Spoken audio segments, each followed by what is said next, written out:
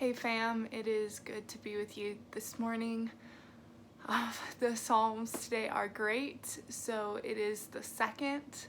So that means we are reading the second Psalm, 32nd, 32nd, 62nd, 92, Psalm 92, and Psalm 122. Yes. So feel free to pause the video and read those if you want. I really encourage, they are great today. You guys, I am just, man, it's been weird so far. This is a crazy world, crazy times that we are living in right now, and I really feel the weight of not being in the body, which makes you just cherish the time that we actually did have to spend with each other. So I read this thing the other day that was like, it was just one of those pictures, and it said something like, when all of this is over and they ask you where you want to eat for lunch, you better have an answer because you had 45 days to think about it. And so I just kind of laughed, but that made me think about the church and okay, yeah, there's fast food, but like how much I long to be together with you guys is just a lot. But I found some comfort in the Psalms in that this morning, especially Psalm 122 is kind of fun to read through that, and also reflect about us right now being in our homes, but also our church building. So that's a great psalm to reflect on this about as well, if you're feeling some of the withdrawal and the separation, almost physical separation. I hope that these prayer videos are here. One of the things that I want to do with these prayer videos is to keep a little bit of that separation away, bridge this a little bit and say, hey, we're all still praying for you. We're all still reading Psalms together. We're all still in the same spirit, in the same mind, in the same heart. We have the same God, like we are this body. And so to kind of, clear up some of that separation that we might be feeling, but that physical separation is definitely there. I'm missing you guys. Hang in there. I'm hanging in there too. I keep saying, if this is the fight that we have to fight, then let's be great at it. Let's fight it really well. And as Christians, how can we be in this battle, that the world is kind of in, as the best possible light of Christ that we can be?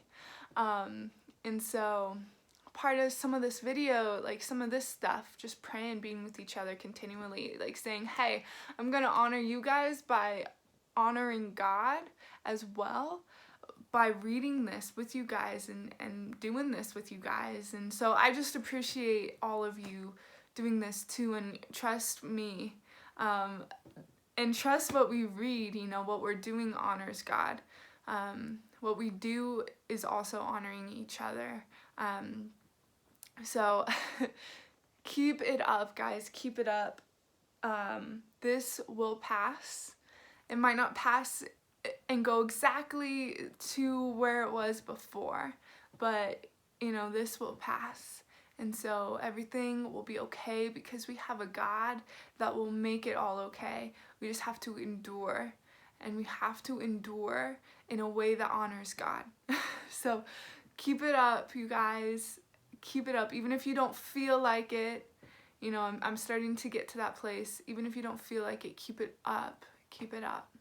So that's just my bit of encouragement. I kind of got that from this psalm today as well. So I think I'm going to read Psalm 92 today.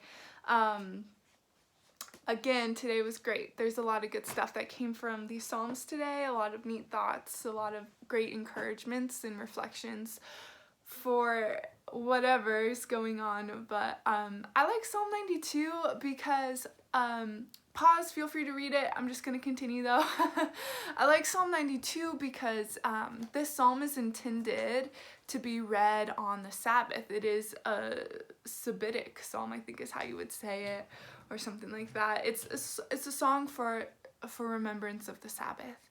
And so I just think that that's really neat. I know it's like Thursday, it's not Sunday, but I think that there's some things that we can take from it being a psalm read on the Sabbath that we can apply, of course, absolutely, to our day-to-day life right now, to our minute-by-minute life, hour-by-hour life, and even to the situation in our world as well. So let me read it for us. It's a song, or a psalm of worship as well. So, it is good to give thanks to the Lord, to make music and to praise your name most high. I just also want to pause there. If you are not a typical worship music listener, I get it. I've been there. I've had those moments as well. You know, contemporary worship music sometimes can be a little bit frustrating to me as well. But trust me, you guys, don't let your heart become hardened or bitter to singing songs of praise, to worship, to musical worship. Give it a try again, because I gotta tell you, it's been one of the things that has been really impactful for my spirit and my attitude. Is to listen to, you know, songs of praise, like with hymns, you know, and to read the story about the hymns and to praise and worship with these hymns. Or I've been watching a lot of worship leaders lately post stuff and give encouragements, and you know, their stuff is really great for helping us. So that's just like a side note. Don't give it up, you know, turn off the Black Keys for a second and maybe turn on some worship and praise music, or make some of your own even. Try doing that. But musical worship is a great thing, and over again in the Psalms it refers to it and how great it is. So don't give up on it. But so it is good to announce your mercy in the morning and your faithfulness in the evening, on a 10-stringed instrument and a harp with melody. You made me find joy in what you've done, O Lord. I will sing joyfully about the works of your hands. How spectacular are your works, O Lord. How very deep are your thoughts. A stupid person cannot know, and a fool cannot understand. The wicked people sprout like grass, and all troublemakers blossom like flowers, only to be destroyed forever. And that kind of stuck out to me too in this psalm, with a couple of thoughts that I've gotten from it is that will flow into the next couple verses. I don't know how many of us have people chasing us with like spears and like flaming arrows that are trying to like actually destroy us like that, you know. Like David actually experienced that, you know. There was a lot of times where there was somebody who was Saul, somebody who sent people or who was chasing him, like trying to kill him actually like that. But I think something that we can take from this idea and apply into our head, you know, what David was writing about here, and what we can apply to our head often is either like the battle within ourselves, or the battle like within mental and emotional struggle. And so whether that battle is a battle of loneliness, or a battle of anxiety, or a battle of frustration and anger, or a battle of lack of discipline and self-control.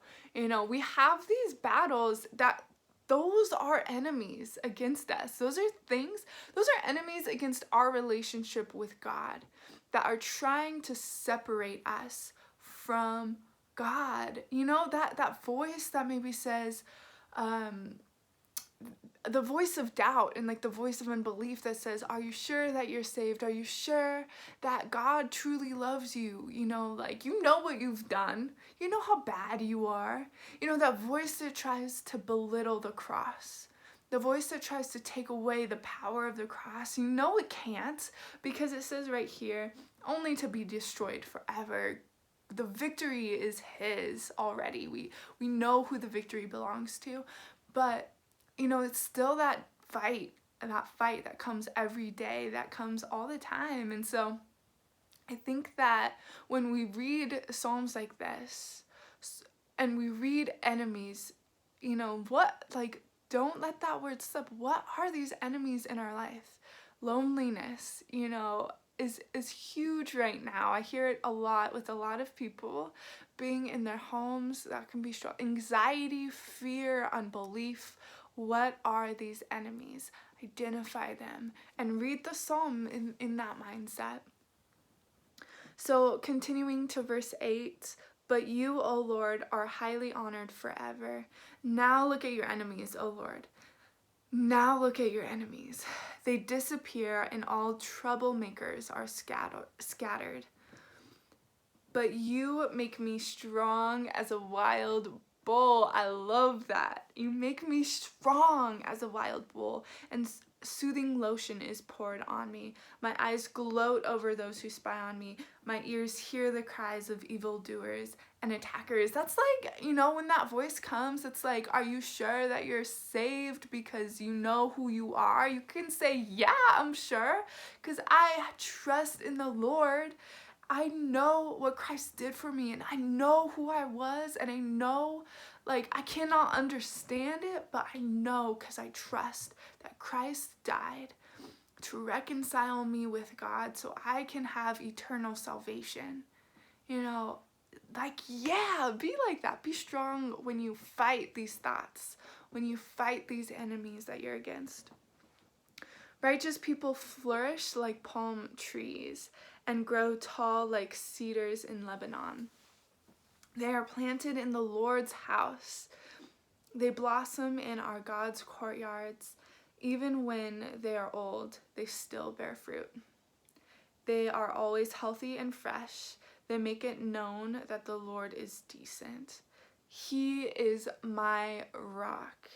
He is never unfair. There's just so much in this psalm, people. So much that God is saying to us in this moment now. And I can keep talking, but I think I want to move into prayer. If you want to keep meditating on this psalm, don't cut it short. Let God have your time. I mean, this is a psalm about the Sabbath, and we know that to only have a true Sabbath comes from God. You know, watching Netflix, you know, laying around taking a nap, maybe those are things that can help bring rest, but outside of God, it's nothing really. So real Sabbath comes from God. And so be in Sabbath with him. Take some time and rest in the Lord. You know, let him defeat these enemies that we have inside of us. Let him be your rock. He's never unfair. So let me pray for us. God, how good are you? God, you are a good Father. You are a good God. And I hear so much day to day of people talking about, you know, what decisions are going to be made in our country, what decisions are being made in other countries, you know, what's fair, what's unfair, what's right, what's not right, what's messed up, what's good, what do I want to see, what does everybody else want to see, you know, all these decisions that are being made that are being, you know, deemed as, from our sense of righteousness, from our sense of justice, being deemed as what is good and what is wrong. And I know that conversation will just continue. You'll have one person who always thinks that this is fair, and you'll have another person who will always say that it is unfair. something good can happen and then something bad like can come from it. Conversations will just come, and it is really, really, really helpful for me to be reminded that you are the one who can only, you are the judge. Christ is the one that sits on the throne of judgment, you know, and you are the one that knows what justice is. That word comes from you. You are the one that knows what that means. And so when we trust you, we trust your sense of justice. When you say, I'm never unfair, when we read that, when we praise that, you are never unfair, that means, God, you are never unfair. So what is happening, what is going on in this world, we just have to trust that you are making it new, that you are making it beautiful, that you are redeeming this, God. And so I thank you that we can be with you, that we can have psalms of Sabbath and worship, that we can come to you always, that we can be with you always. God, this is just so sweet of a reminder. And so I pray for us as a body, God. I pray that we can have Sabbath, that we can have rest in you, God, that we come to you to fight battles, and we stand strong when we do, that we are active and we fight and we listen to what you're saying to us, and we abide in you, and we allow you to teach us and mold us and make us strong. Allow us to do that, that we have to sacrifice what it takes for us to be strong in you.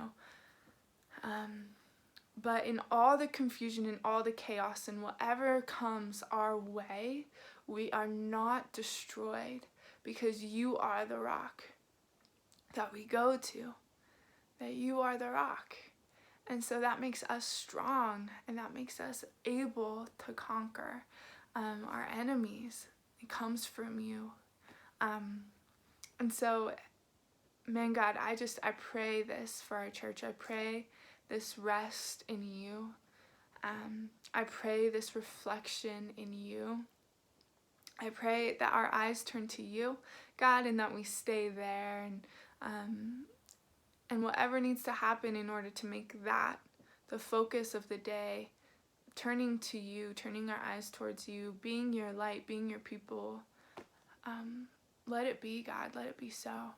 I think it's really cool. I saw a post that says that the city is going to turn on the stadium lights, the track and the baseball field, the stadium lights over there, every day to remind Junction citizens to be the light in this moment, you know, to reach out to people, to not separate, to be there for each other, to encourage each other. And it is just amazing how much this world longs for you, how much this world is seeking you. They might not even know that what they're looking for is named Jesus. What they're looking for is named God, is you. It is just so, man, that was just so revealing. It's revealing, God. And so the city is setting reminders of physical lights to be the light, God. And we are your light. You know, we're here. We're your light. We're your people. So let's use this time, not to sit back, you know, but let's use this time to be your light, to be your people, to reach out, metaphorically, reach out into the city that is literally lighting up to find light when they don't actually need a stadium light. They need you. They need your light, God. So how cool is that? How cool is this, Father? So thank you for being our mighty warrior. Thank you for being our rock. Thank you for being our source of strength. Thank you for being fair. Thank you for being our light, that we can be that into this world. show your love, reflect you into this world, and honor you with that. God, you are so good. I pray that you bless our church, that you honor us in our actions, that you honor us as we honor you. God, you are so good. And in your name I pray. Amen. So you all, I hope you have a great day. Love you all. Comment below if there's anything else that you got from this or anything that is encouraging that you want to share. Any way that you see God just in this world, in this moment, in this time. People need stories of remembrance. People need stories that can be like pillars to show God, to show light. So let's share our stories. Let's share the story. And comment below. Thank you guys again for doing this with me. I look forward to it every day. Again, I miss you. I love you. Praying for you. Have a blessed day. Have some rest with God.